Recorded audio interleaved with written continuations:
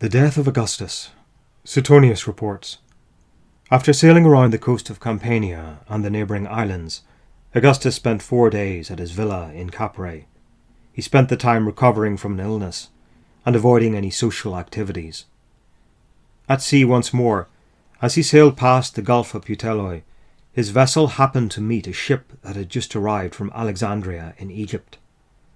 The passengers and crew were dressed in white and crowned with garlands. They were burning incense in thanks. They lavished good wishes on the emperor, granting him the highest praise. They said that it was due to him that they had livelihoods and could sail the seas, enjoy their liberty, and make their fortunes. Augustus was very pleased at this display, and gave 40 gold pieces to each of his companions. But he made them pledge under oath that they would only spend this sum on goods brought from Alexandria. Soon afterwards he crossed over to Naples, although his bowels were still weak from intermittent diarrhea. He managed to witness a gymnastic contest, which had been established in his honour and held every 5 years. He left Tiberias, but as he was returning his illness increased, and he became bedridden at Nola. Tiberius was on his way to Illyricum, but he was summoned back and returned. He spent a long time with the emperor in private conversation. This was the last important business conducted by Augustus. On the last day of his life, Augustus often asked if any disturbance had arisen in the empire because of his condition. Then, calling for a mirror, he had his hair combed and his sagging mouth set straight. He called for his friends and inquired if they thought that he had played the comedy of life fittingly.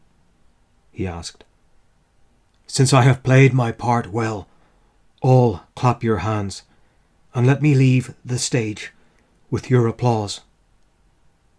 Then he sent them all away.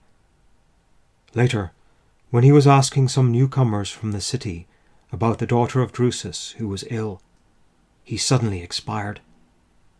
He passed away as he was kissing his wife Livia, uttering these last words, "Live mindful of our wedlock, Livia, and farewell."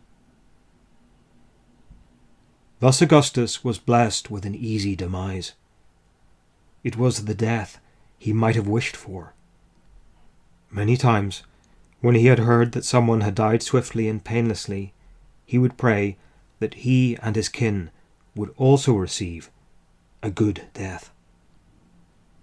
Augustus displayed only one single sign of confusion before he took his last breath. He called out in sudden terror that 40 men were carrying him off. But this was a premonition rather than a delusion. That very number of soldiers of the Praetorian Guard carried him to the place where he lay in state. Augustus died in the same room as his father Octavius, in the consulship of Pompeius and Appuleius Sextus. He died on the 9th hour, on the 14th day before the calends of September, just 35 days before his 76th birthday. Suetonius, Life of Caesar, passage 98.